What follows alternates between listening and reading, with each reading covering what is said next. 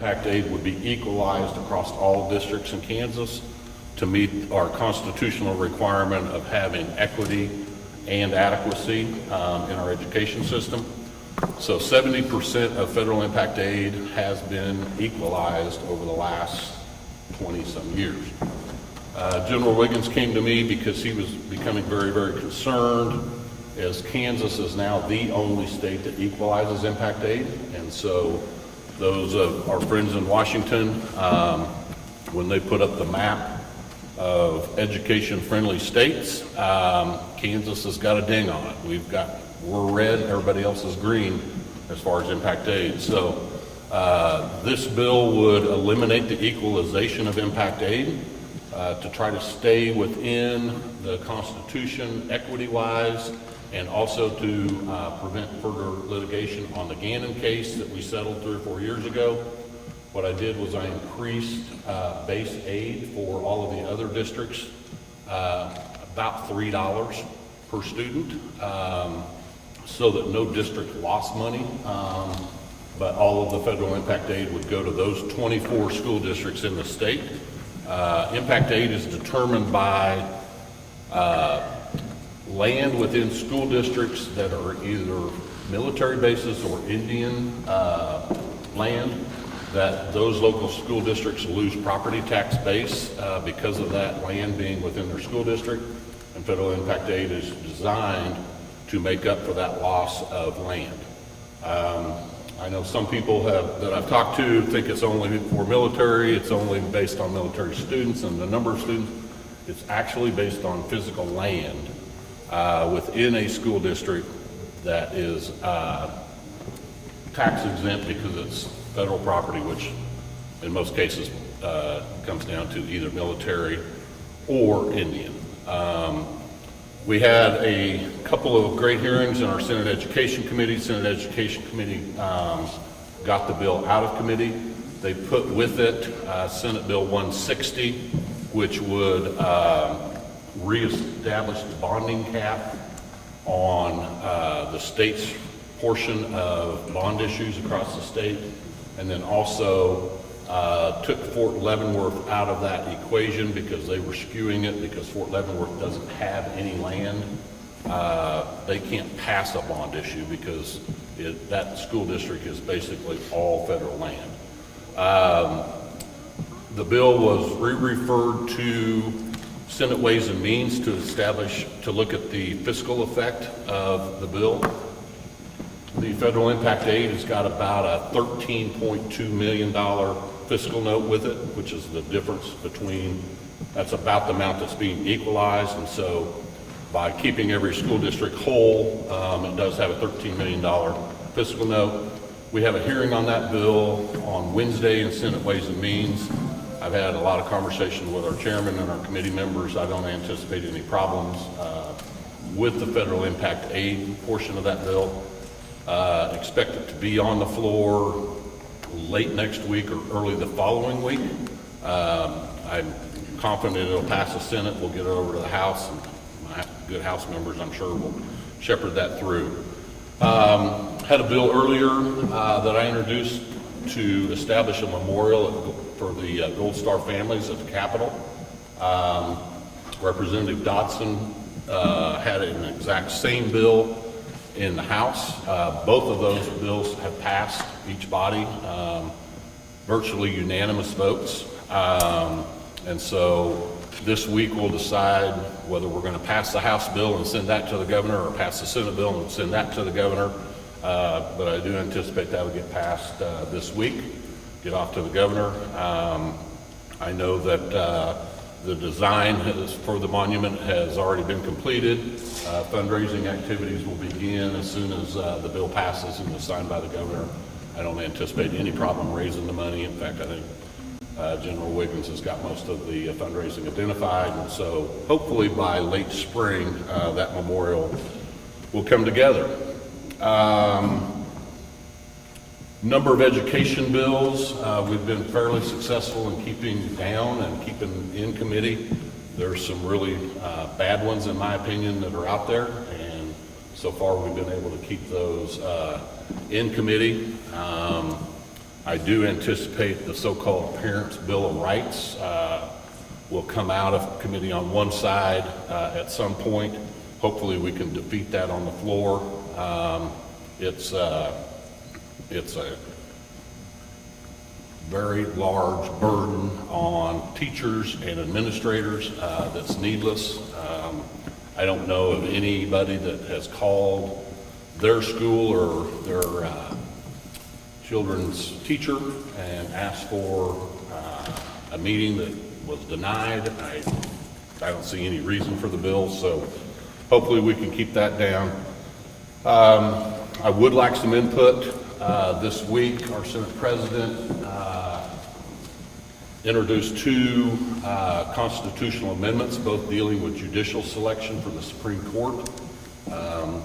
The first one, which I already know I will not support, would make Supreme Court justices elected in the state of Kansas, which would require them to run, I believe it's every 6 years, run for election, and it would be staggered so that you didn't wipe the whole court out at one time. I don't support election of Supreme Court judges. I don't want to politicize that. The other one is more of the federal model, where the governor would appoint a Supreme Court justice, and then the Senate would confirm that justice. I'm willing to listen to that. I haven't been very happy with our confirmation process so far this year. We've beat up on a couple of regents. We beat up on a KDHE secretary day before yesterday. So I think we've got some maturity problems before we start confirming Supreme Court justices. So we'll see how that works. Last thing I want to touch on is redistricting. We will introduce state maps probably this week. I don't know where the House is at, but Senate-wise, everyone has met with the redistricting committee, kind of knows where their district at. I would call our Senate map an incumbent-friendly map. We anticipate that we would have the same number of Democrats, the same number of Republicans, basically incumbent-friendly. There is a new district in Topeka, in central Topeka, but there's also a new district in Johnson County. We don't draw anybody out. It seems to be very non-confrontational. My understanding is that they've got support from 36 senators out of 40 on the map, so doesn't sound like we should have much problem.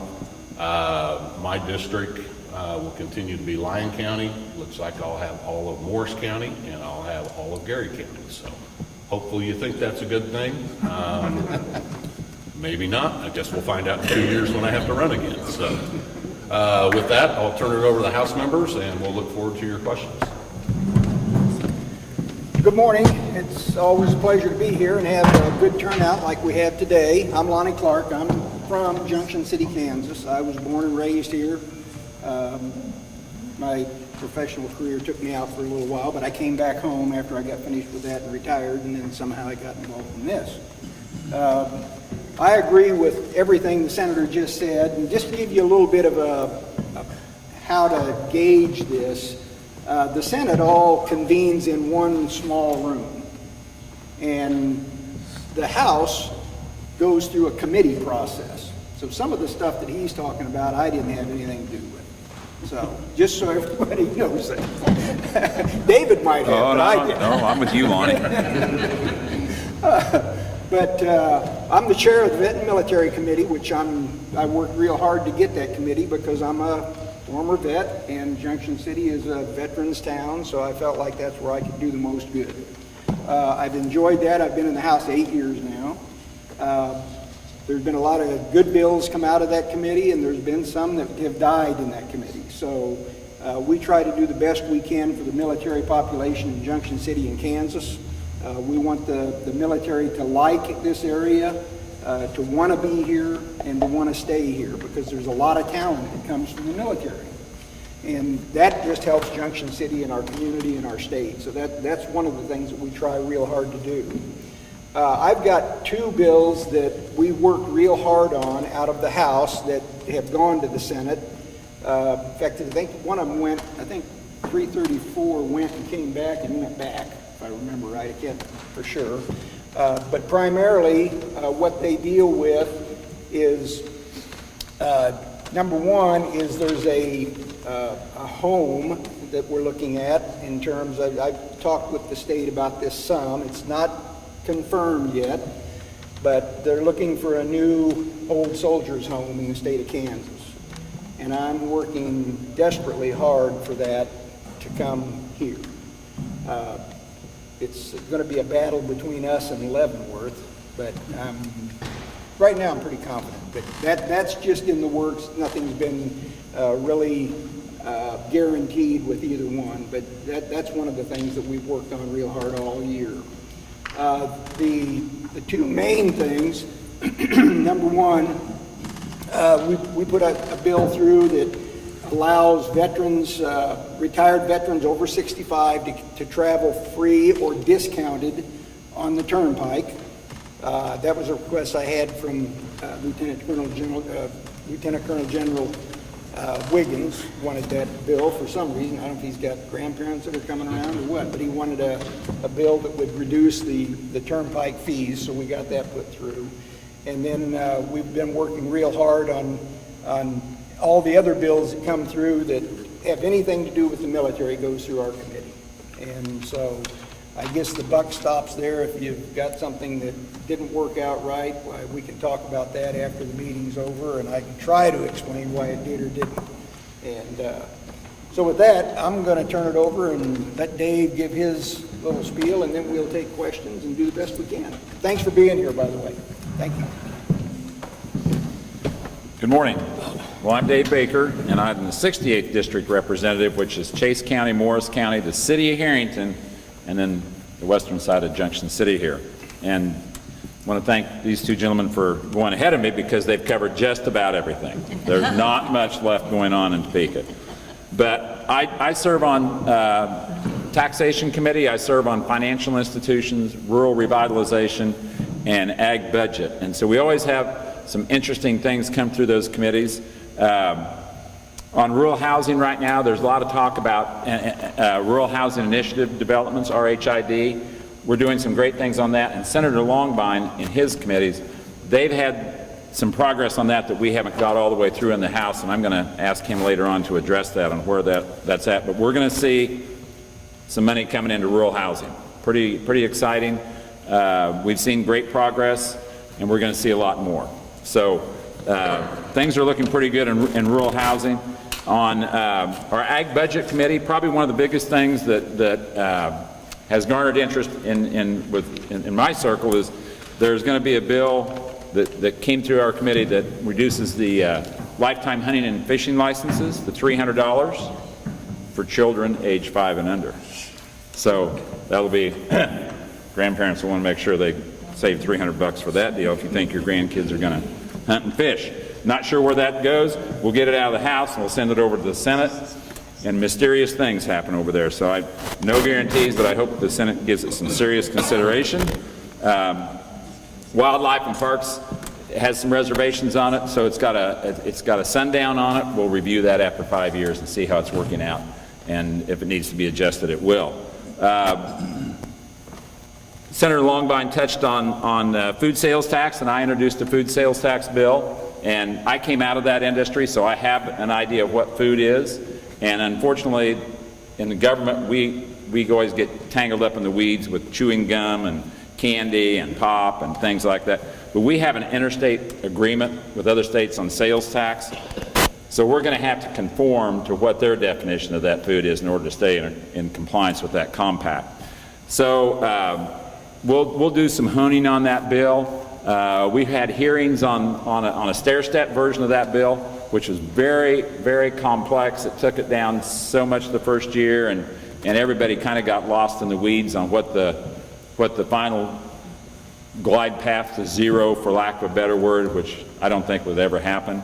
That bill required hiring 8 new employees for Department of Revenue to oversee that process. It was just very confusing. I hope we kill that bill. Department of Revenue was even confused on how they were going to implement that. So my bill is real simple. It was just food, take it to zero, get on down the road. Other states have done it. Now Oklahoma's getting ready to do it. So we're going to have pressure from the few retailers that are left on the southern border about getting that passed. Essentially what we have right now in the grocery business, and it's impacted Junction City and Geary County here because a group of us looked at building a brand new Price Chopper store here about 15 years ago. Well, when you have the commissary that charges no sales tax out there, that's kind of a tough deal. That skews the numbers, makes it tough. When you're charging essentially 10% more for your product, then they can go to someplace else not very far away and buy it. That's a tough deal. The folks in Johnson County have experienced that. They've seen a lot of their business go across the border. You'd be surprised how far people drive for 10 cents on a gallon of gas. Well, put 10% on your grocery bill, and I mean, tell you what, it's nothing but tailpipes. Highway 36 is your role model. If you want to see how that's worked out, we have decimated retail grocery stores on Highway 36. And southern Nebraska loves it. They've picked up all that. Superior, Nebraska, York, Nebraska, Fairbury, Nebraska, Beatrice, Nebraska. They are loving our tax policy up there. So it was interesting to see who the opposition was on that. It always interests me when I hear presentations on bills that who's for it and why are they for it and who's against it and what's the reason. And the opposition to that bill that was articulated was the Kansas Chamber wanted to save the revenue from that bill, but the bill's somewhere around $400 to $500 million a year roughly, depending on how you do the math. And we have some really unique calculators. But the Chamber wanted that money to reduce corporate income tax for the larger corporations in Kansas that got an unbelievable windfall last year when we let them bring all their overseas income in without having any tax on it. I'm still a little salty on that one. And unlimited loss carry forward, which I don't think anybody knew what that was either, but Sprint sure did. So those folks were against it, and then Farm Bureau came out against it because they thought it could impact some of the taxes, the way we tax agriculture right now. They thought that could negatively impact them, which I really didn't understand their how they got to that point. And I talked to John Donnelly, the lobbyist for Farm Bureau, and he and we'll reach some kind of I'm not sure it'll be an agreement, but we'll get some things figured out. So the fishing licenses are a big deal. The tax committee, we always have great ideas in tax committee. It's just amazing to watch people come in and ask for exemptions. I have a notebook of you wouldn't believe who asked today for what. Some of those are pretty self-serving, pretty narrowly focused, and a lot of times that we'll give them a hearing, we'll hear the bill, but we don't actually take a vote on it, so we don't have to move it forward because a lot of times it would not get out of committee. The county sheriffs came in they want to make sure that we continue to elect county sheriffs, and that bill passed. I think that's coming over your way. You're gonna address that, and there's some details on that you'll find. I supported the bill. The county sheriffs called me and talked to me. I really support local control. So I guess if a county wanted to have a sheriff elected, I understand that. This bill kind of says they have to. So what it was aimed at was Riley County. Riley County does not have an elected sheriff, and they don't want to see that happen anywhere else. So we'll see how that bill ends up. There's always lots of discussion on that. The final thing I want to talk about in tax committee is we got the report on revenue also, and for those of us in the rural areas, we're seeing commodity prices like we've never seen before. I mean, $11 a bushel wheat. I mean, I cut a lot of wheat for $1.75 and $2.50 a bushel, and these are unbelievable times. The yields are unbelievable. Of course, it doesn't make any difference if it doesn't rain, but we had the prospect for a tremendous year in agriculture with these grain prices. The cattle side, that's another story. Those guys are going to probably not make as much. They'll be okay, but they won't see the big returns the grain people are. And the pay scale on these jobs. The Emporia paper, the city of Emporia takes an ad out every day in the Council Grove paper listing all the jobs they have open and what they pay. And it's causing a lot of heartburn in our smaller communities. These jobs are paying, I mean, the $15 an hour minimum wage, that sailed 3 or 4 months ago. We have jobs at the Alma Cheese Plant. I think they're starting at $17 to $25 an hour. The new hog farm going in out south of town here in Junction City starts at $18 an hour. The city of Emporia has jobs up to over $100,000 a year. So the pay scale's changed. And that's a tough deal in government because we're not very fast to change because everybody has their budgets they set and they have a hard time adjusting those throughout the year.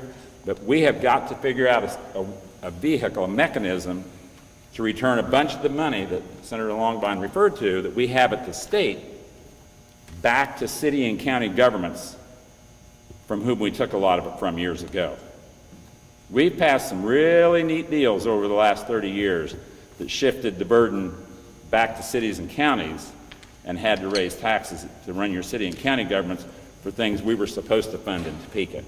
And Representative Dodson from over at Manhattan, who may be pretty unpopular before he gets through, he's got a whole spreadsheet on what some of those taxes are and the impact. And I know the one that stuck out for me was mortgage registration.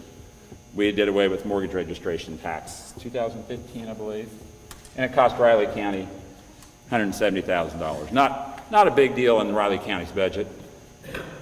If they would have had that mortgage registration tax last year, that was $770,000. And I'm sure the numbers are similar here in Geary County. And when you're running county government here in Geary County, it sure would be nice to have some of those revenues coming in to help cushion that expense on those different departments that have been stressed. So I'll like everything these gentlemen said is absolutely correct. We're in some interesting times in Topeka. We have some people that love to be on TV, love to get their name in the newspaper. I try to go to great lengths to not get my name in the newspaper, and I do not want to be on TV. So with that, I'll sit down and we'll take some questions. Thank you.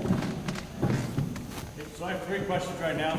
What I would ask, let's take a quick break, grab some coffee and water, and then we'll do questions after. If you have any questions, bring to me while we do break. Get some water and coffee. Feel free to grab these guys some coffee real quick. Think about a 10-minute break.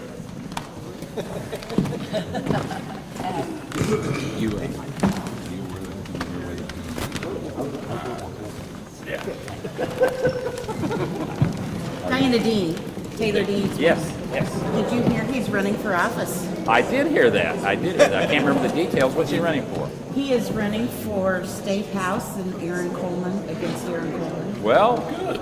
Yeah, Well, Aaron needs to and go home. I don't think Aaron is going to be able to run this next time under a Democrat. So I think he'll have to run as an independent. I don't I don't think he will either. think Aaron probably needs to come back and take it off. Aaron needs to get some mental health first Yeah. before he gets in. But yes, he's running it. He'll probably be in house with you. Right now, it's with him and this other lady, and I think the consensus is to.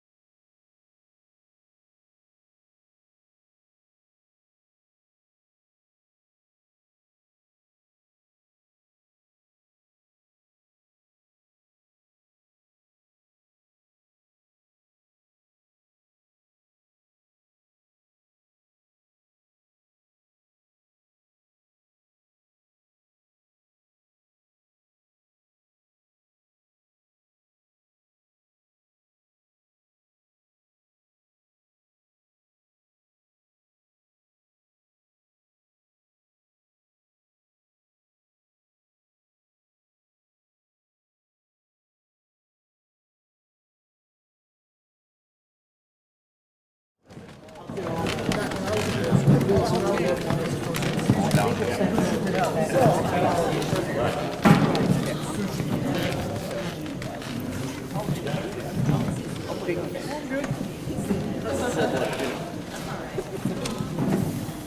right, so appreciate everybody's questions. We definitely got a wide assortment now, not just a couple, but I will start off with one of the first two since they were first in the shoot. Some of them are aimed at specific legislators, but if I'm kind of going to go down the row. Sure. I don't necessarily need all of you to answer all of them, just to be here past the 11 o'clock spot. If you definitely have something to say, please feel free to. So the first one is kind of a long story here, of which I'm going to kind of summarize a little bit. And so this person, unemployment, and the issue is kind of with the Department of Labor and how much issue they had in getting their unemployment. And so months and thousands of phone calls. Definitely want to compliment Congressman Baker on the assistance. Finally got the money, now got the 1099, and now it shows that she received $6,000 more than what she did. So now she's got to go through, another set of questions and answers and phone calls. The question is, what are we doing to make that process better? How are we improving it? How are we taking care of the people that lost their jobs during COVID to making sure that other people don't have to go through the same thing? Senator, you want to take a shot at that because you've been involved in that closer than I have. I'll take a shot. The Department of Labor and unemployment situation has been an absolute disaster. I mean, there's no other way to describe it.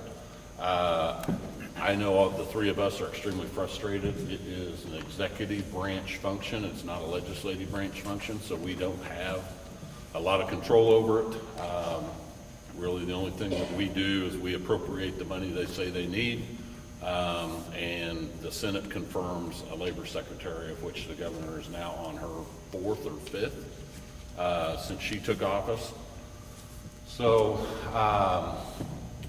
a number of things that the legislature has appropriated money for to prevent the situation that's happened. Number one is we have increased wages so that they can make sure that they're retaining their employees.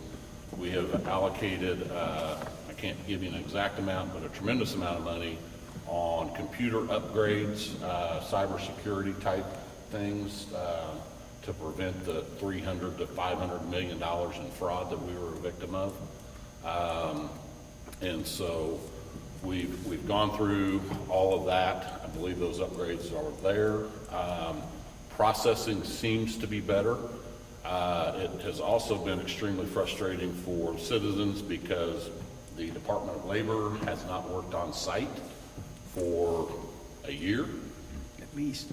The governor has had most state employees at home through the pandemic, working out of their house, and so you don't get the coordination, you don't get the communication, you don't get probably the processing done in a timely manner when you're not going into the office to work. So that has even more frustrated people. We do have a legislative liaison at the Department of Labor.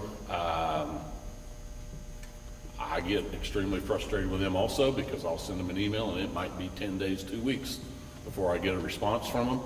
But if someone has an individual case that they can provide one of the three of us information, we can certainly talk to the legislative liaison over there, see if we can help or at least get some action out of them. But I know it's frustrating. It's been frustrating to us.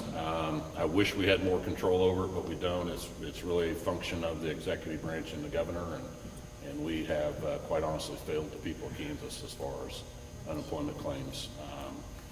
My concern going forward is once we get that, how are we going to replenish the fund? We've had a number of stimulus dollars out of Washington that we can use, but the last thing I want to do is put this on the back of employers who is paying unemployment tax. The employees don't pay it, the employers pay it, and so need to make sure that we're not putting that on the back of the employers for the inadequacies of the Department of Labor. I would add just one little keynote. When that took place, when all these checks got piled up, some genius in Topeka made the bright idea and suggested, well, we need a new phone system. So they took the phone system out and tried to put in a new one at the time all these calls were coming in. So I know my two colleagues here and myself, I can't even remember or even imagine the number of calls I got about unemployment at that time. And I actually drove to Topeka to see what was going on in the office, and the telephones weren't even hooked up. There was guys working on it trying to get them hooked up, but it was just poor planning. I don't know if it was intentional. I'm not going there. But that was part of the problem, is they were putting in a new system at the time all of this occurred, and it really made a mess. And I can't even tell you how many phone calls I got. I'll call them phone calls. Some of them were just cussing. But at any rate, that's a lot of what happened. So I'll just kind of summarize it, because I was on one of the committees that studied this. We had a situation in Kansas where we did not invest in computer technology from, I think, 1979 in that department until last year. And for those of you who've been in business and have tried to run your business without updating your equipment, it doesn't work. It does not work. And we paid the price for that. Cybersecurity is a huge problem. My guess is the amount of money we lost on those claims there, I'll bet individuals throughout the state of Kansas, the amount of money they've lost through cyber theft is even greater. So probably a wake-up call at the expense of the Department of Labor and some anguish from individuals who had to deal with that, but probably a wake-up call for all of us. We all need to step up and practice better cybersecurity, and you better invest in your technology or you're going to have this problem. Having oversight from qualified people on these agencies is critical. Putting lay people in charge of oversight is a mistake. And we struggle with that in some of the agencies where different people get appointed to those positions, and they're not qualified for that position, but they were getting a political payback. I'm not a fan of that. Put people who are qualified that actually know something about that department in charge of it, instead of a payback for a friendly vote or a contribution at a later date. So, bad deal on Department of Labor, horrible deal on Department of Labor. It's very expensive. It'll happen again if we don't stay on top of it and upgrade. And there's more to come on that. So, that's where we're at on that deal. Senator, you mentioned about the governor not having people come back to work. Is that going to happen anytime in the near future? So we can get back to actually seeing people and talking? We have some departments that are back. We have some others that aren't. Quite honestly, I'm afraid that the administration may make some of these jobs, let the employees choose whether they stay at home or whether they come into the office, which I think is a mistake, but we'll see. I don't know that, we don't have a firm date from the governor on when everyone will be back in the office. So. Okay. I know you mentioned about the Senate district maps. Is there any word on the House maps that you guys can talk about? Lonnie, I think your district's going to shrink a little bit in size. Is that correct? Well, in the redistricting, I'm going to. I used to have all of Junction City down to 4th and Webster. well, that to the west, 4th and Webster, but going south down to Grant Avenue, or up on the hill. And now I'm going to lose Milford, or I've lost Milford. I have a little section up just east of the dam at Milford Lake. There's a small community up there. And I've still got all of Junction City. That was my main concern, and I made that known that I wanted to keep all of Junction City, and I've got that. But I did lose Milford, and I've got a little section up there by the dam now. So that's what happened with redistricting with me. Yes.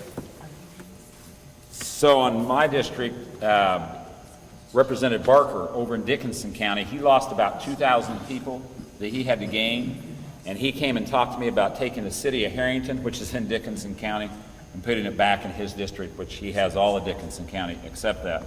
So I agreed to that with him. We're not sure how this is going to work out, so this is kind of all pie in the sky right now. But I needed to pick up some numbers to offset that, and I had about a 1,200 population reduction in the district. So I picked up the city of Alta Vista, which was available because the representative over there, he has to shrink back into Wamego. So Alta Vista, and then going north into Manhattan, those representatives in Manhattan they've gained quite a bit in Manhattan, so they shrank back more into Manhattan. So we tentatively have that part, the rural part of southern right of the county in the district, and then hopefully we'll come around and Junction City will look pretty much like it does right now for me. Maybe the line will move a little bit west, I'm not sure. And then probably go up, and I'll probably try to put Milford in my district to try to keep, my goal is to keep like people with like people. So I have a lot of rural people in my district, and I like to keep those rural people in my district. And I already have that west side of Junction City and pretty familiar with that, very comfortable with that. That's a big part of the district. And so I want to make sure that we keep the Geary County representation in this seat. So that's, not sure where that's going to end up. I talked to another representative the other day, and she thought she had hers figured out, and when she went in to look at the map, they had redrawn it, and she had a district that was about 50 miles wide and about almost, I don't know, 100, 150 miles long. So things can change, not sure where it's going to be, but I think in theory we should be okay. So that's where we're at on that. All right, next question. This could be, I think, for any of you. With the reduction of taxes anticipated, how is the state going to make up the reduction? Okay, I'll take that. Because I sit on tax committee and I see those revenue numbers coming in, and I'm telling you, with these commodity prices, with the wages, with the overall economy in the state of Kansas, this isn't going to, we're in an unbelievable situation. We have got the wind in our sails for the first time since I can remember. In the future years, the projections look awfully good.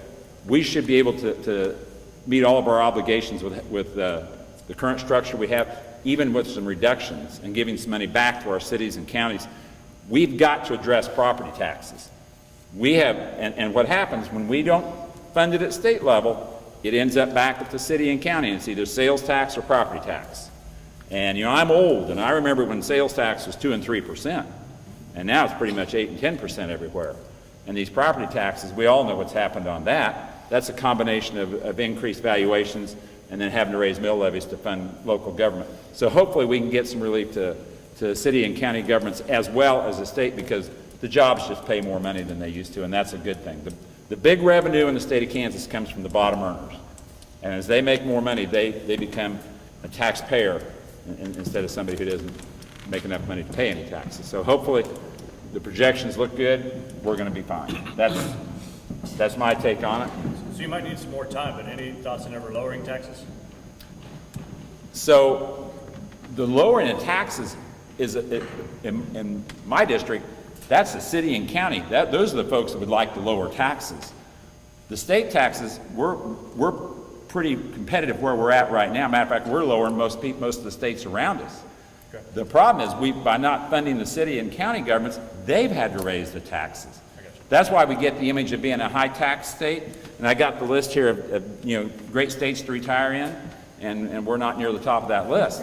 And part of the reason is because it's our local taxes, the food sales tax, the property taxes, all those things, the way we tax automobiles, those things all add to the cost compared to how other states do that. We've got to see how other states do it, and we have to compete. You've got to compete for people to stay in your state.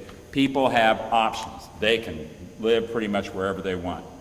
So that's, yeah. You guys want to jump on that, Jeff? Sure.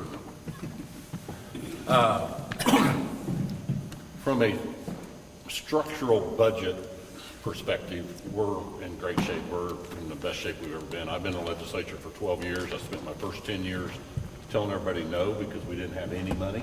Now I'm trying to figure out how to tell them no because we do have money, which is a whole another set of problems. But what I don't want to do is I don't want to structurally increase our cost of doing business because at some point we will have a housing bubble or a tech stocks bubble or something will happen to our revenues at some point, and I don't want to get into a structural budget problem.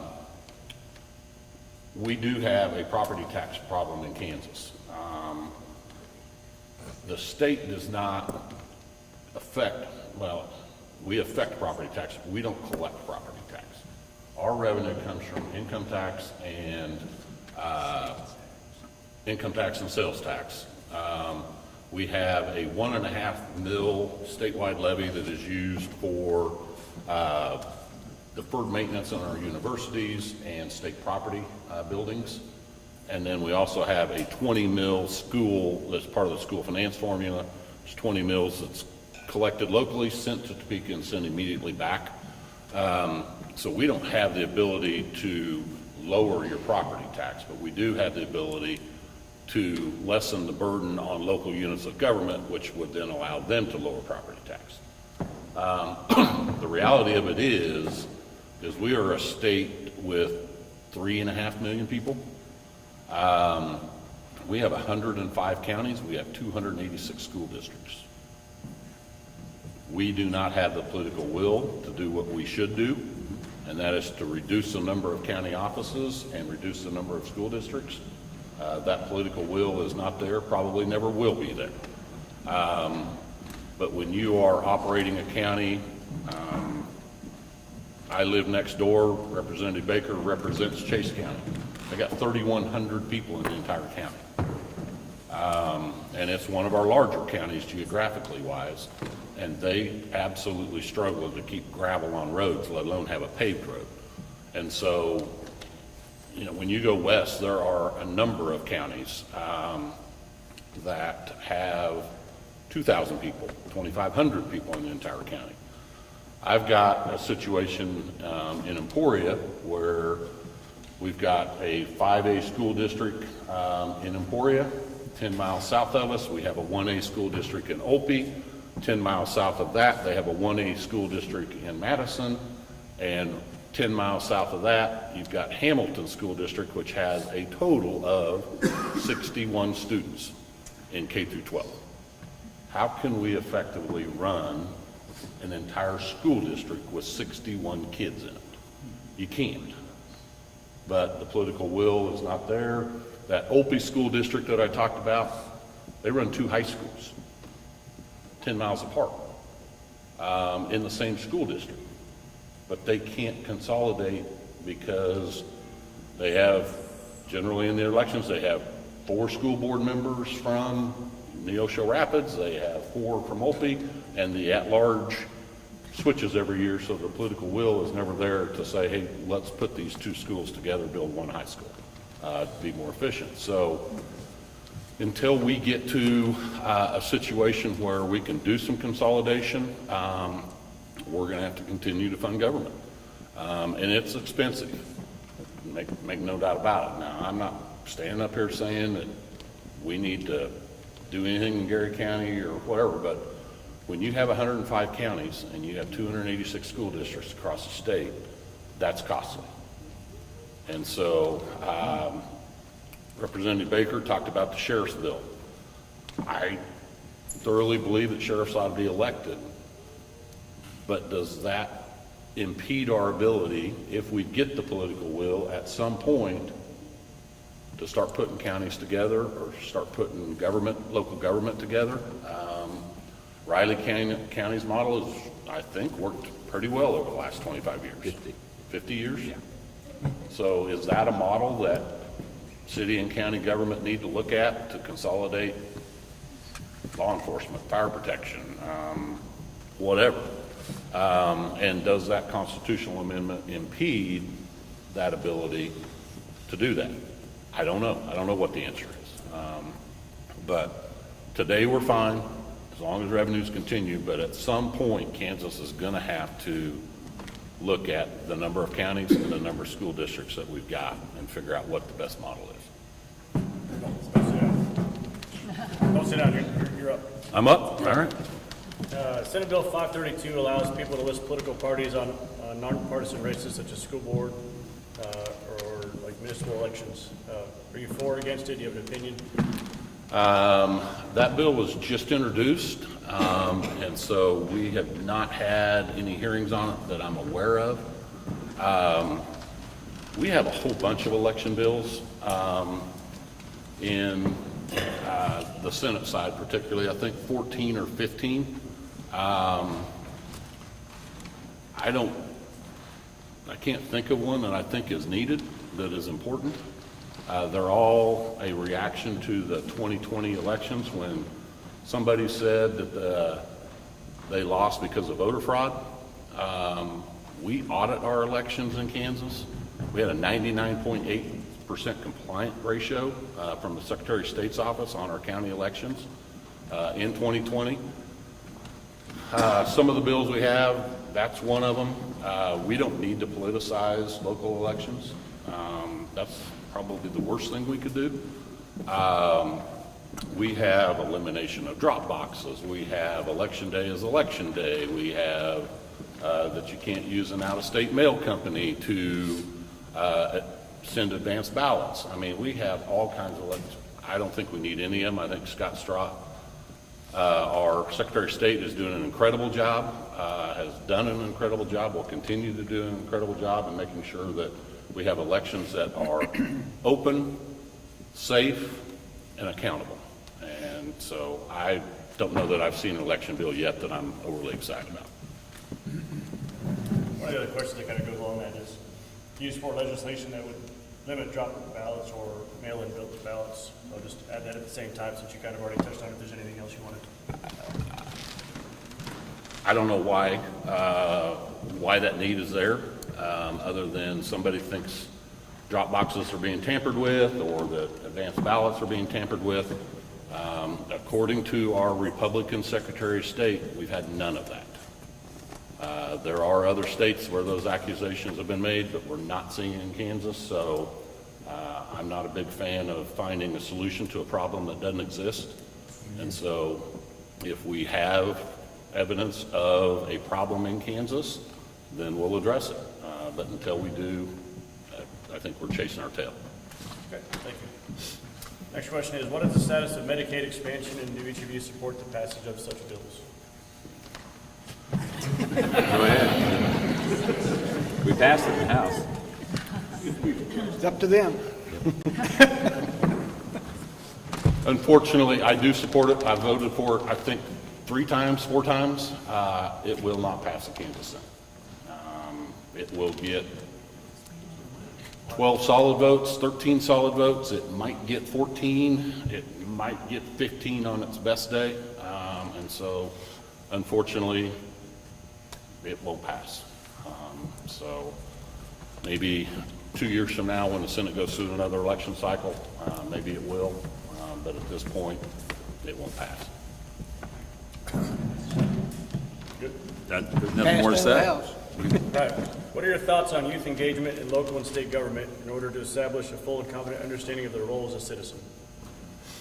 Youth in state government. Can we say it again? Yeah, let's hear that one more time.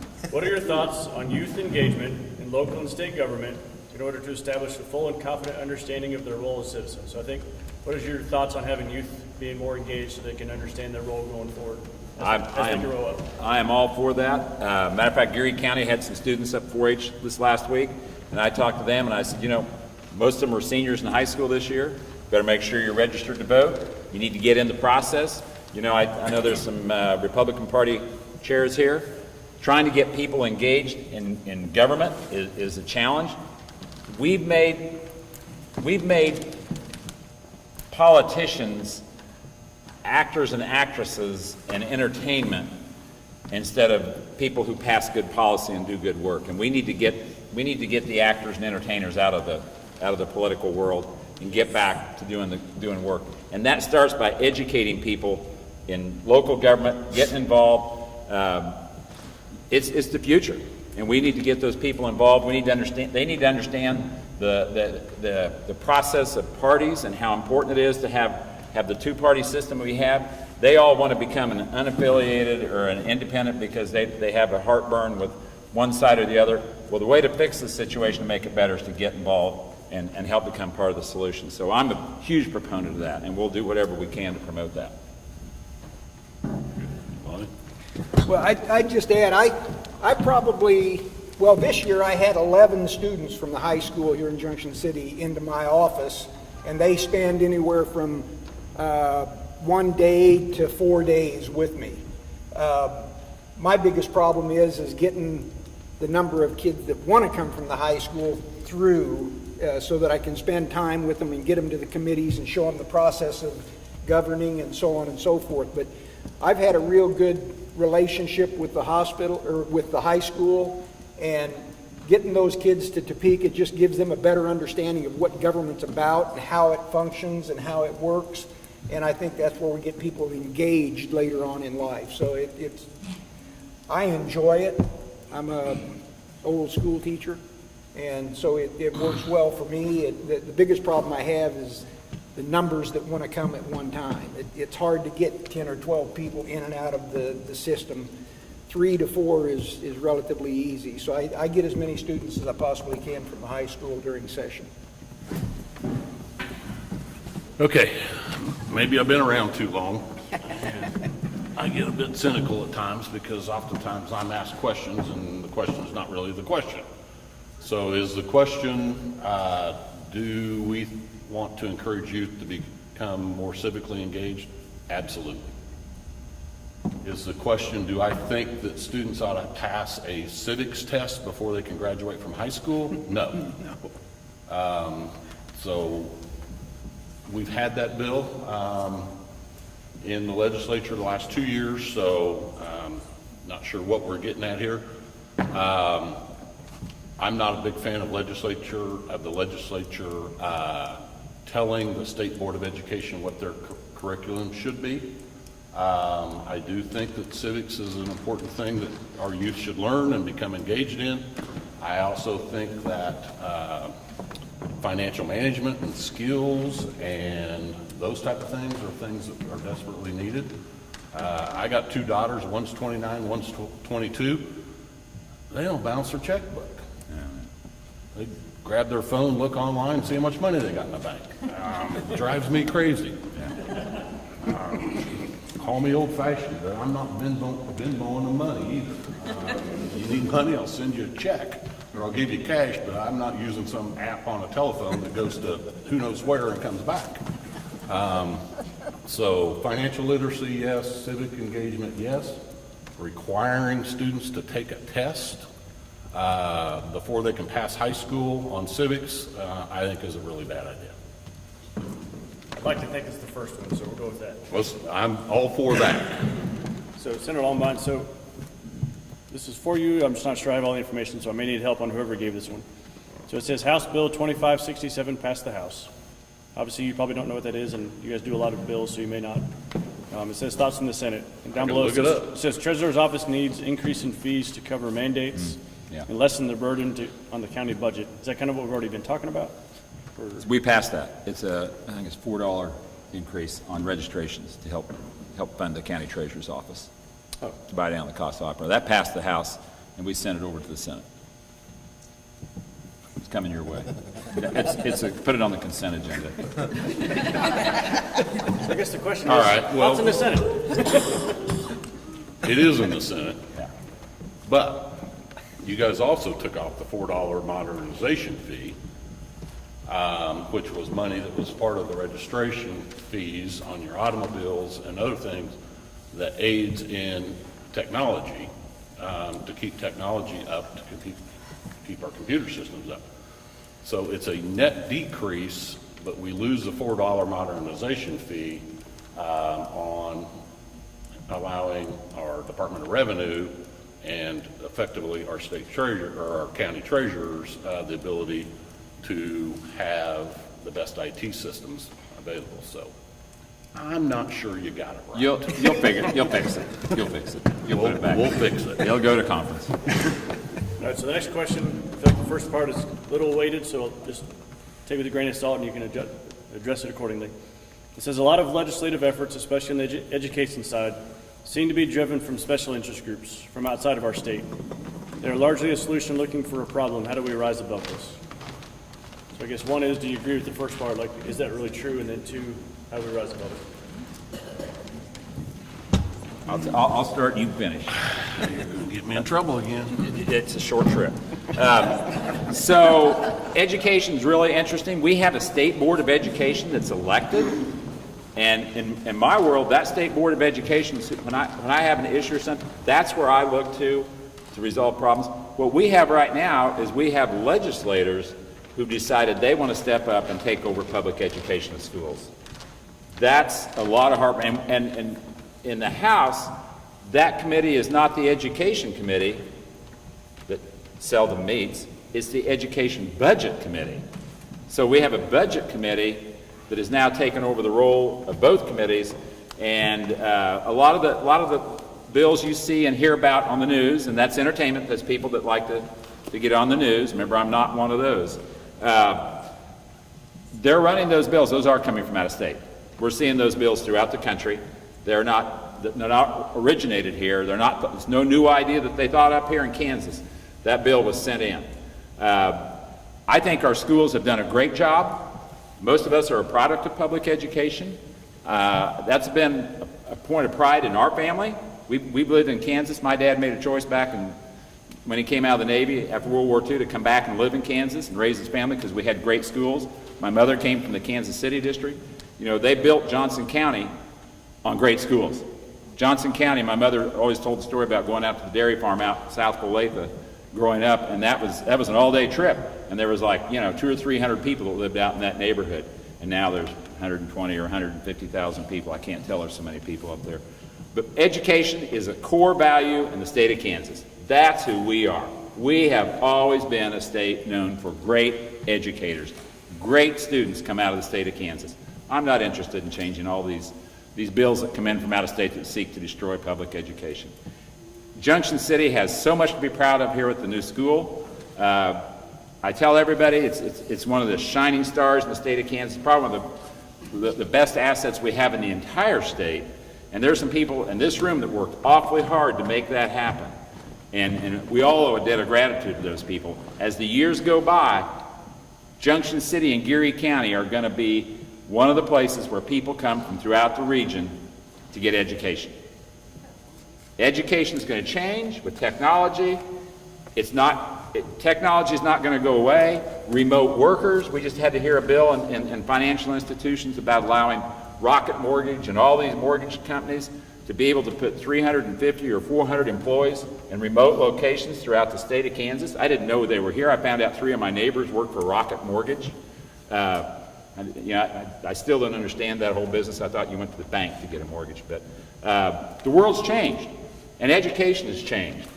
And some of these bills that we're trying to introduce seek to reverse all that progress and take us back to where we were decades and decades ago. My granddad lived in Abilene, and he ran a hatchery and a feed store. And he was pretty adamant, and his wife was real adamant about making sure everybody got a high school education, got through age 16.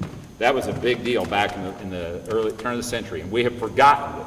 In those days, not everybody went to school. We have some situations now where some kids aren't required to go to school, and that's a whole nother discussion that we won't get into today, I hope. But these school bills or education bills are coming from out of state. How are they coming in? Who's introducing them? Why are we allowed them to be introduced? That's because Senator Longbine's been up there for 12 years. He'll have the answer to that. It sounds like we know what the issue is, but yet we're letting it happen. So I'm just curious. Okay, here's where I get in trouble. How many of you know what the Heritage Foundation is? Anybody ever heard of it? It's a conservative Washington think tank. And they will sit down every year and they'll look at their legislative agenda and what is the big race, what can we do to get our base fired up, what can we do to collect more donations, get more income into the group so that we can continue to fight for the next issue. Well, in my opinion, they were out of issues a couple of years ago and sitting around wondering how are we going to keep this shop open and what can we invent as the next big problem that'll fire up our base. So my next question is, how many of you know what critical race theory is, and how many of you have a good understanding of critical race theory? Well, I can't find a single school district in the state of Kansas that is teaching critical race theory as part of their curriculum. I can't find a single school board member, either local or at the state level, that can tell me that critical race theory is being taught in Kansas schools. But that was the big issue of the Heritage Foundation, and so they went out and prepared model legislation that would prevent critical race theory from being taught in Kansas schools and along with 50 other states. It didn't really grab hold the way they wanted it to, so now we've taken critical race theory and we've expanded that into parental bill of rights, curriculum material. We've even gone into what books are in the library, whether they're pornographic. I've never seen a pornographic book in a high school library, but I've got colleagues that tell me there's a lot of them. And so I would like to see one of those books, please, in our library. I haven't seen one. I know they're not. And so that's what it's evolved into. Hopefully, between the legislature and the governor, we will have enough votes to stamp down any of these bills that come across. I'm fearful that some of them may pass the Senate, but I'm also somewhat confident that the governor will veto them, and I don't think there's probably enough votes to override the governor. And so a lot of them have died in committee at turnaround last week, but that doesn't mean the subject matter or something else can't come out in the conference committee report later on. So I'm confident the three of us will do our best to keep them out. We'll probably need the governor's help on some of them, but I don't think we have a problem. I think we're chasing a solution without a problem, and so hopefully we can keep most of them out. Okay. This may have been addressed a little bit already, but it says a 1.5 corporate percent tax deduction was approved. How will this be funded, and where are we in the process of lowering the tax rate for all of Kansas? Which I think we asked a little bit earlier, but. Well, I'm the tax guy. I'm on the tax committee. We see all those things come through. The corporate tax rate, I think 7% is at the top. 6.2, 6.2, yeah. but that's with the surcharge. And that's with the surcharge. So there's not very many people that fall into that. And corporations, so I've always had a corporation. I'm one of those people. I'm sure, Senator Longbine, you operate under a corporate structure. Corporations enjoy some tax advantages already that everybody else doesn't have. The people who pay the majority of the tax bill in the state of Kansas are W-2 wage earners. That's who pays the load. They don't have any deductions. They get a statement at the end of the year and says, this is how much you made, you owe this much money. When you have corporations and you own businesses and things like that, you have some deductions and some things that you can do. Everybody refers to those however they want. Some people call them a loophole. I call them a legal tax deduction, and you have to be able to defend your tax deduction when you get audited. But most of the corporations, I think our tax rates are fine right there where they're at right now. But funding that reduction, what was the question on the going forward on how we're going to pay for those reductions? I don't think we had a 1.5%. I don't think that's gotten through yet. I don't think we've passed that. Okay. That's still being discussed. There are a lot of taxes being discussed, and I'm guessing that most of those will not make it through. So, yeah, I think the tax. I'm not sure where that's going to end. I'm asking that we have a nonpartisan. I think we can find nonpartisan people besides Henry Helgerson to do a 5-year review of all of our taxes. My goodness, we have so many exemptions. The classification systems need some tweaking, but hopefully we can get a nonpartisan group over the next 5 years to go through and reevaluate the way we run state government. We've got to do something because there's been some really rich exclusions on taxes. Generally, with Apex, We talked Apex last time. it says with Apex, are we giving up more than we get back? We haven't given up anything. We haven't got it yet. Yeah. The short answer is no. So for those of you who may not be familiar with Apex, Apex is a very large economic development bill that we passed a month ago now, probably. It is targeted towards a economic development project that we have, that we are down to final 2 on. It is a $4 billion investment with about 4,000 employees in the main manufacturing facility. It's anticipated that we may have as many as 2,000 to 2,500 additional employees in suppliers that would feed this main manufacturer. It is a very strong incentive package that has about, total payout could be as much as $1.2 billion. But it's all performance-based, and it's all, most of it is new money. So a lot of it is payroll tax, up to 50% of their payroll taxes that would be generated by new employees. There's some property tax, depending on what the locals want to do, but up to 50% tax abatement on property tax. So almost all of it is performance-based, and all of it has clawback in it, that if they don't perform or they don't come, no money's expended. So I think it's a good bill. I think it'll be a huge economic driver for the state of Kansas if we're able to land this project. I did not sign an NDA on it. I didn't want to know what it was.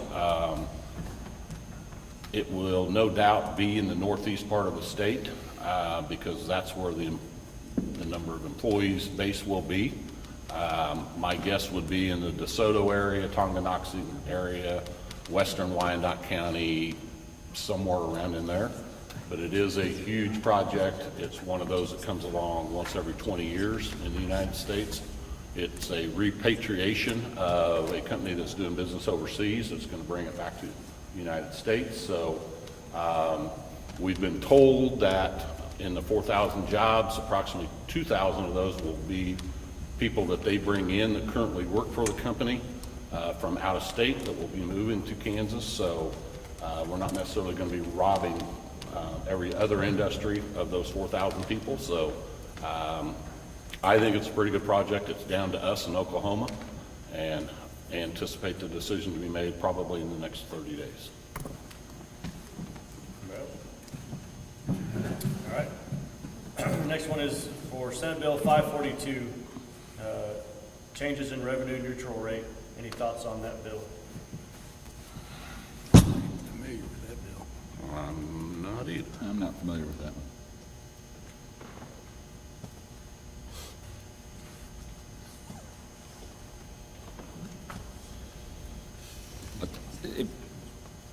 I'd like to address water because we haven't talked about that today.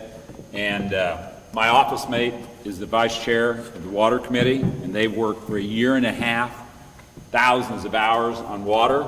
We all know in the state of Kansas we have a water issue, more than the fact it isn't raining. It hasn't rained since last August, I don't think.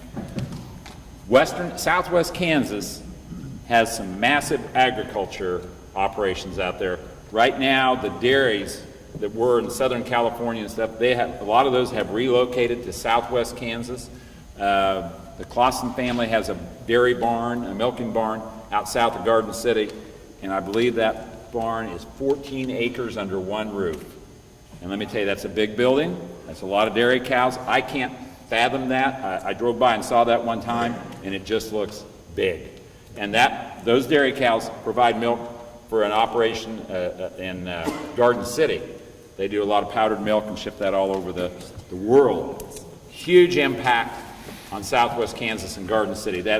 Garden City has had several of those types of operations move in.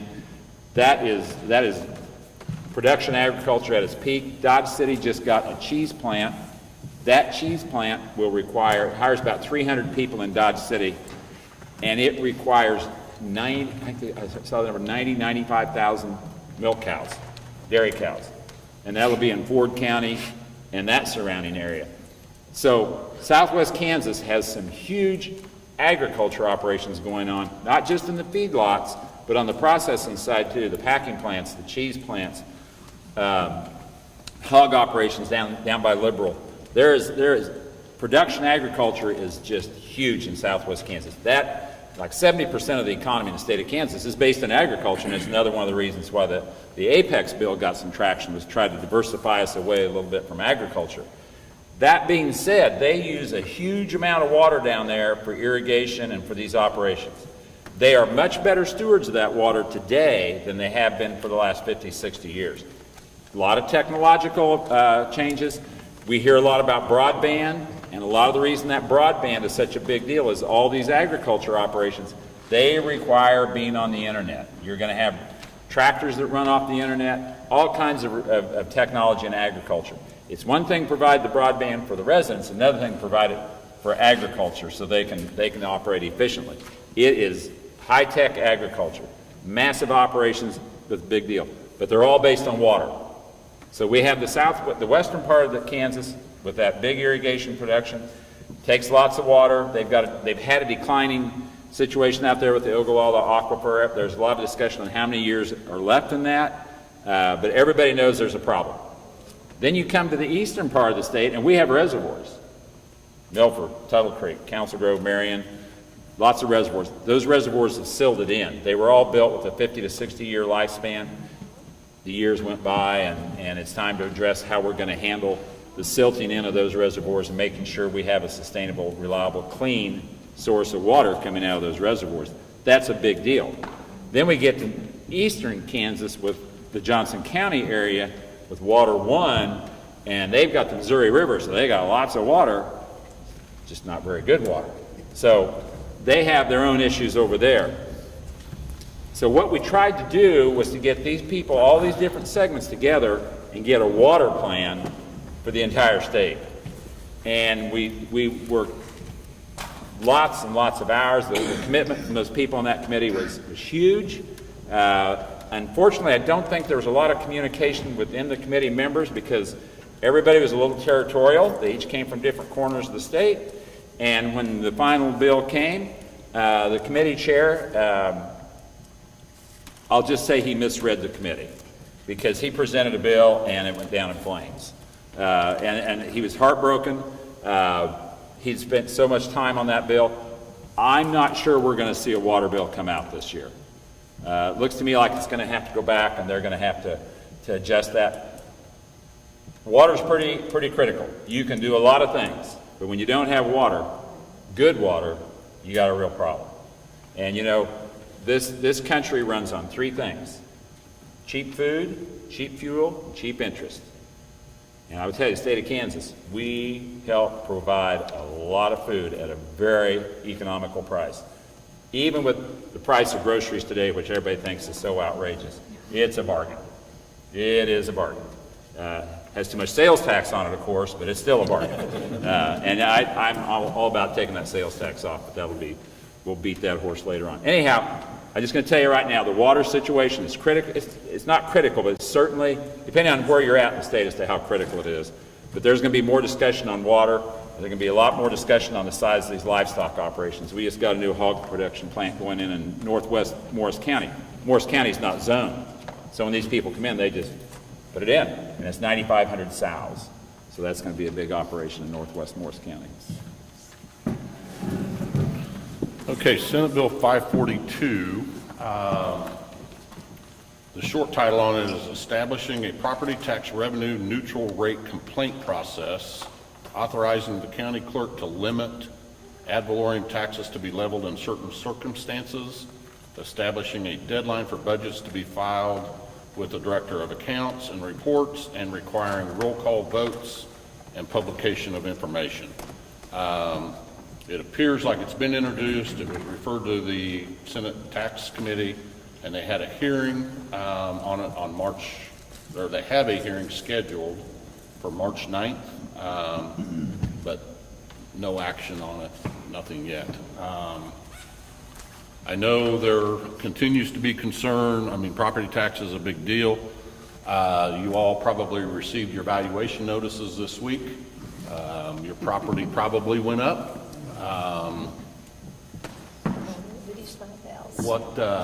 What you need to understand is just because your property went up doesn't mean your taxes are going up.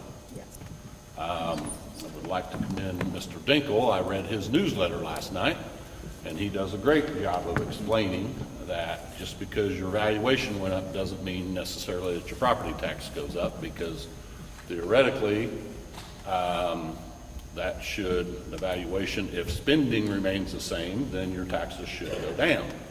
So that's what the revenue neutral rate is all about, is requiring cities and county governments, if you have a valuation increase, to take an action to go back to collection of the same amount of dollars, and then if they wish to raise their budget or spending, then another action is required on top of that.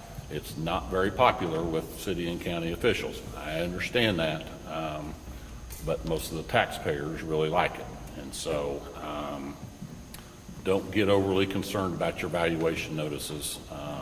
It really comes down to what the budget ends up and what the mill levy has to be adjusted to meet the needs of the city or county that's levying the tax. At this point, no action on 542. Okay. Last one here, and then I have one also. Where are we at with marijuana legalization, both medicinal and recreational? You passed it. Okay. I'll take it. The bill, there was a bill passed late in the session last year in the House on medical marijuana. It came to the Senate. We anticipated having hearings on it. I did actually a lot of work on it over the summer. I do support it in certain circumstances.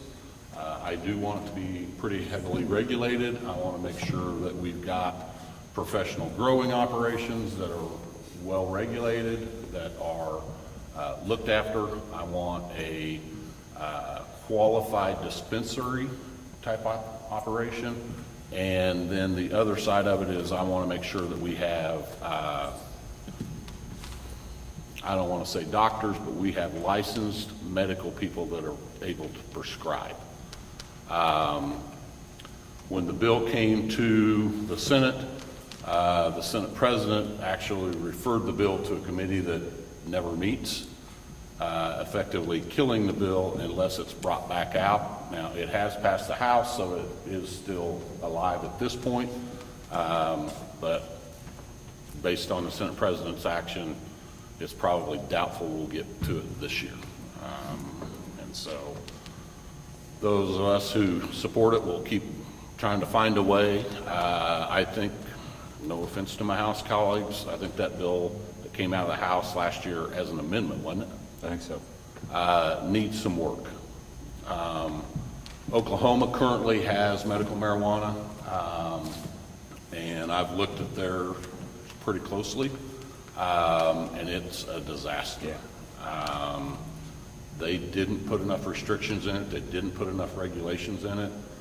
They allow caregivers to grow and dispense. So all you really got to do is convince somebody you've got a headache and name a caregiver, and they can grow marijuana in their garage and call it medical marijuana. So I'm a long way from that being acceptable. But I do think there's a way that we can do it in Kansas. There are 36 states now that have either medical or recreational or both.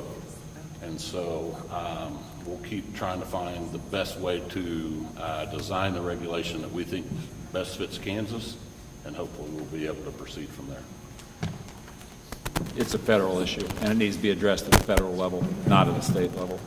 It should be the same in all states. We've got it. The federal delegations, they don't like to take controversial votes if they don't have to, and that's one of them that they need to step up and do. We need continuity throughout the state. Oklahoma, I was going to mention, Oklahoma is a disaster. Yeah, and that brings me to another point. As chair of the Financial Institutions and Banking Committees in the Senate, I've struggled with the fact that because of the federal government's inaction, they've declared marijuana proceeds can't go through a bank. So how are these, if we would pass either medical marijuana or recreational marijuana, how is that going to go through our monetary system? And it's a big, big problem. Almost all of the money associated with legalized marijuana runs through credit unions in Colorado. And the reason is because the credit union supervisor in Colorado has said, we'll allow it. But anybody who has FDIC insurance or is regulated by the OSBC, which all banks in Kansas are, cannot accept any proceeds that have anything to do with marijuana. So how does that system work? We have an instance that's in federal court right now where a Brinks truck was taking, I believe it was $400,000 in cash from Missouri medical marijuana operation to a credit union in Colorado and was stopped on I-70 by a DEA agent who then confiscated the truck and the cash and said that you can't transport that across the state. That is not legal. That doesn't have medical marijuana. So there's a lot of loose ends that have to be tied up before it will work effectively and properly. I make one comment? I think everybody understands this, but the things that we come in and talk to you about, the questions that we answer, you don't hear anything about 60% of the bills that don't make it out of committee. There are really some stupid bills that get introduced in the committee. I'm being serious. And it's amazing to me who talks other legislators into carrying a bill like comes through some of the, and I'm in some pretty good committees, I think. I'm in the Education Committee, Local Government Committee, and Vet and Military, but there's still some stupid stuff that people want to pass and try to get set up in the state of Kansas that doesn't make it here. So the things that you hear from us up here is really the good parts of what's taking place in Topeka. The stupid stuff is dying, thank God. But it's a whole different culture up there when we're in session. I just wanted everybody to understand that. So my question is mostly for Senator Lombine. It's got a little bit of a statement before that. So you talked about Senate Bill 341 prior to. It's one I've been passionate about since I took this job. And that's going back to the impact aid. So the state of Kansas takes 70% of what should be going to our school district and redistributes it across the state. I've heard, I know Senator Hawk's not here. I know he's at least sometimes been opposed to going back to, my words, the way it should be. So the federal government gives it to the school districts based on the land, like the senator said. And so we need to make sure that we're taking care of those students and those children of the people that are overseas fighting for us, of which, given the current situation, could be much more deadly. And I feel like we as a state aren't doing that. I've heard it's going to, so my question is, I've heard it's going to Ways and Means. I've also heard sometimes it goes there to die. Do you think that's true? I've heard that some people said we should go down there and actually campaign on its behalf to show support. Is that helpful? And then in the House, where do you guys think that if it makes it through, do you guys stand as far as getting it pushed through? And Senator, I appreciate you doing that for us, because it's a huge impact, especially to USD 475. It is a huge impact, and I want to thank our superintendent. He came up and testified very, very well in committee, in Education Committee, along with Keith Mispagel from Fort Leavenworth. They did a great job of testifying. I'm confident in the bill. I've had assurances from the president that we will get it out, we will get it on a vote. I am concerned about timing because we are getting late in the session for us to get it across our floor and get it over to the House and get action. But also know that if we get it passed on our floor, it becomes conferenceable, which is a term we all understand. But that basically means it can be put in a conference committee report late in the session, and we'll make the House eat it without hearing it, is basically what it comes down to. I think the concern, and I am not a school finance expert, I think we have overcome the $13 million fiscal note, and I think there's a good understanding of why that's necessary. The last thing, and when I sat down with General Wiggins last summer, and we started talking about this. I said, there's two things that we have to do. Number one, we have to quit equalizing federal impact aid, but we also can't upset the school finance formula and the case that the Supreme Court decided upon. And so that's why we added base aid to keep every district whole. Without that, there's going to be a base aid advantage for those that collect impact aid, which could bring another lawsuit from those 242 districts that don't get impact aid. And so I want to make sure that we did not put ourselves in a position where we were letting the Supreme Court rule on whether we should equalize impact aid or not, because they've always sided on the Constitution that says that there will be equity in each, and they've kind of defined equity, so correct me if I'm wrong, but they've defined equity basically as equal base aid regardless of zip code. So even if it's a $3 or $4 difference, that's enough to cause a problem with the courts or with other districts. So my bill, we designed it in such a way that we held each district harmless and we kept base aid.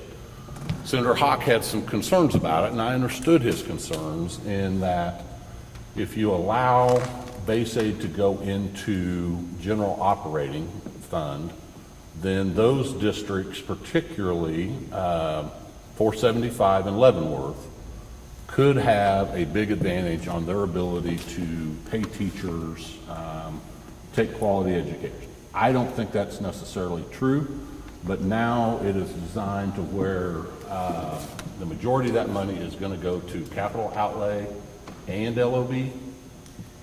Well, that's what we're looking at now. We did make some proposals that funds can go to capital outlay, early childhood, special education, and professional development. And with that, because the funds are generated because of the military, since those are needs that are directly connected to military families, it would be a good match.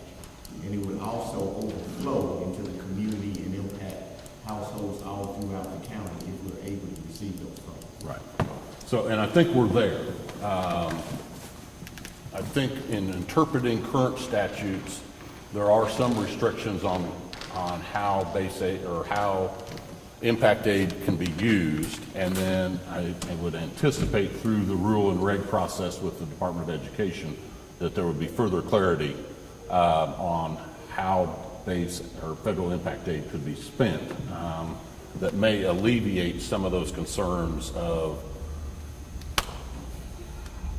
475 taking Manhattan's best teachers or whatever those concerns are. I mean, we're trying to get a very, very strong vote, so we're trying to alleviate all the concerns that we have out there. But I'm confident we'll get the bill passed.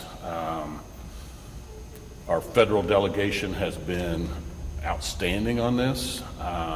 Senator Moran, Senator Marshall, Representative Mann have all been very helpful in contacting the Senate President and our Senate Education Chair to make sure they understand the importance of this bill. And so I think we're in a good spot right now. We'll know more in a couple weeks. I have that hearing on Wednesday in Ways and Means. It's just me and the Education Chair testifying. And so I think we're in a good spot. Okay. Do you guys think it'll have any issues when it comes to the House, or is it hard to tell? It's hard to tell. It's hard to tell. Education in the House is very unpredictable. Okay, so Craig, one other thing that I want to make known, and I've made this known all along, I've been given some assurances from our leadership that it will not be married to anything else. If it gets over in the House and it ends up in a conference committee report with a whole bunch of really bad education bills, I want to let you all know I'm going to vote against my own bill. I know how important it is, but when you start talking about parental bill of rights and you're making teachers put their lessons plans on the website a year in advance and they can't make any adjustments, and a whole bunch of really bad education bills that are out there, if this thing gets married, I'm going to have to vote no. on my own bill, which I don't want to. But I think you understand that. But hopefully we can keep it separate. Lonnie, we're counting on you in education. Well, I was going to say, and hopefully between Dave and I and our caucus in the House, we can make sure that that doesn't happen as well, because I wouldn't vote for it with that stipulation either. I think the general house, I think we're fine if we can get it to the floor the way it is, but getting it through that education committee, that may be a challenge. They like to get their picture on TV. And I think one of the pieces I always try and push is, I know some people say, why should we deserve, additional money from other people? One is our students have different needs, and our military students have different needs. But two is we always talk about strategic kind of mission. Like how do we brag about what Kansans do? Right? We don't do that well. We're very humble people. This is a chance. Every 2 years, kids that come through our school district are going to go somewhere else. They're going to go to Georgia. They're going to go to North Carolina. If these kids are getting a little bit better of an education, that word's going to get out to the rest of the country and the world. We send people to Germany, Korea. This is our chance to use strategic messaging to our advantage. There's a lot of other reasons why it makes a lot of sense. My 2 cents. If we can, we got about 12 minutes left.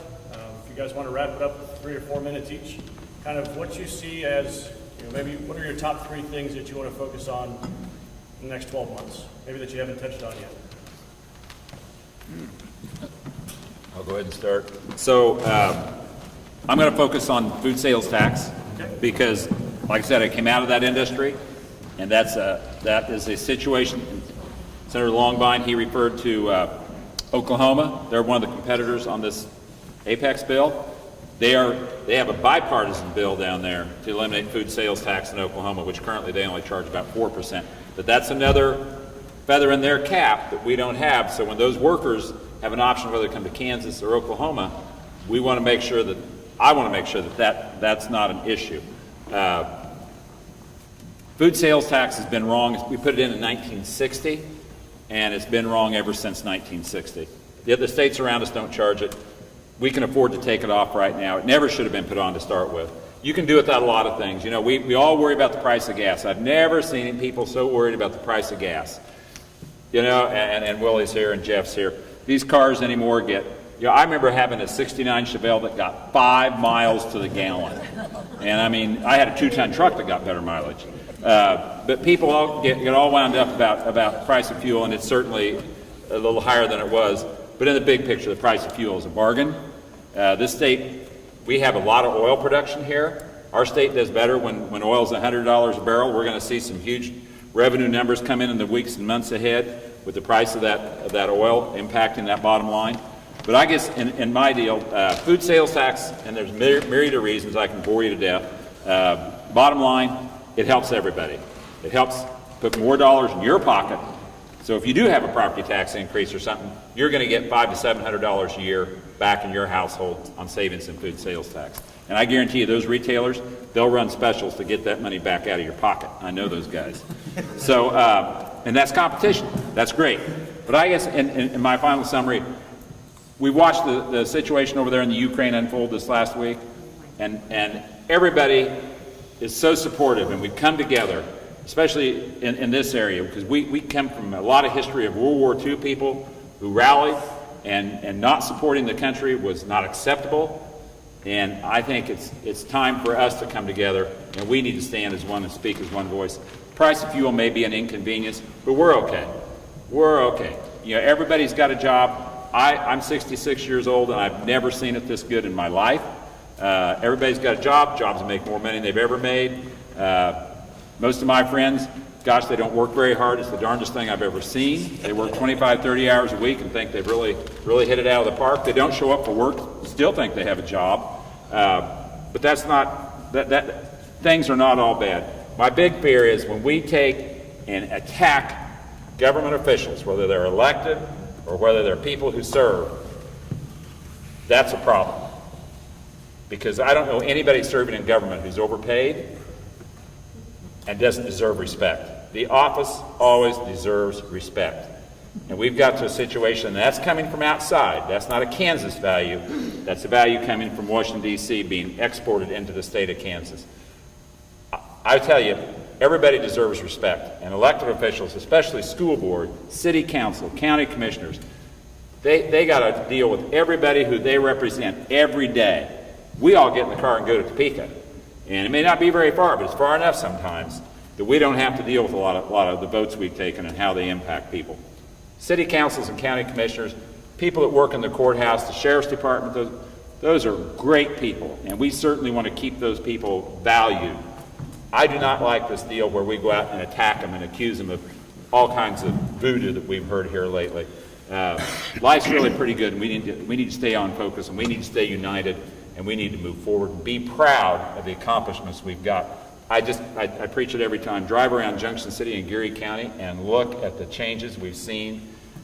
I've been coming here for 6-7 years. It's unbelievable, the changes. There's so much to be proud of here. And we need to remember that, and we need to not lose sight of that. So I could go on, but I'll leave it for Lonnie, because he's got a lot to be proud of too. You know, he came to the military, and he knows what this is all about. Well, I won't get on the Ukrainian issue because everybody's seeing that on TV anyway. But I will say, pardon me, I'm going to continue to do what I've been doing. I drive back and forth every day. I don't stay in Topeka. And I get a lot of the information that I need on bills and issues that are going on in my hometown just by coming back and talking to people that I see at the restaurant or at the Elks Club or wherever I happen to be. So I am going to continue doing that. If you ever need anything from me, or if you want to talk to me, I get back in town depending on what time I leave Topeka, but I don't care if it's 2 o'clock in the morning or 2 o'clock in the afternoon, I'm coming back home. So if I can ever help, if you have an interest in a bill, if you have a concern with a bill, if you have a need, let me know. I'm not hard to find. There's cards on the table back there. It's got my home phone number on it too. So anything I can do, that's why I'm here. So get in touch with me, and then I'll get with my colleagues and the ones back in Topeka when I go back the next morning at 6 o'clock in the morning, and we'll try to get something done. Other than that, I really appreciate you all being here, and it's a pleasure to talk to you today. Thank you. Let me start off by saying thank you for all of you being here today. These dialogues are much more important to us than they are to you, in that we get our guidance and direction from you guys. My principles have never varied. My goal when I took this job 12 years ago was to work every day to make Kansas the best state to live, work, and raise a family. And so we often have a difference of opinion on how to achieve that, but I think most of us in the legislature have the same principle. We have a lot of difference of opinion on how to get there and what's important, but to me, it is a strong economy, it is a great education system, and we're not going to have a great economy without a great education system. So that is pre-K through the regions. We need to have a good, strong economy, which is a combination mix of good, quality, high-paying jobs, which means that we need to have, once again, we need to have that secondary education component that our students are work-ready with the skills that are needed. We need to have those opportunities, and so investing in education is an easy vote for me all the time. We need to make sure that our tax structure is in such a place that we're funding good government. We're spending $5 billion a year on K-12. That's a great investment. It's a lot of money, but it's a great investment. And so trying to find that balance between what is the proper tax rate, how much money should government take out of your paycheck each month? Well, it depends on what kind of goods and services we're providing for that money. I think Kansans understand that we need to invest, and we invest in state government, local government with tax dollars. That's the system we've got. So making sure that we are spending those dollars wisely, that we are investing in our future, and that we are providing the good government that people want. Not excessive, but good government. So that's what I think we all three try to do every day. Communications-wise, I'm more than happy to discuss any issue with you. Quite honestly, email is the best way to get a hold of me. You can certainly call my office. I spend probably less than an hour a day in my office. So catching me on the phone is quite honestly not going to be very easy. I do a newsletter each week during the session. I know some of you subscribe to that.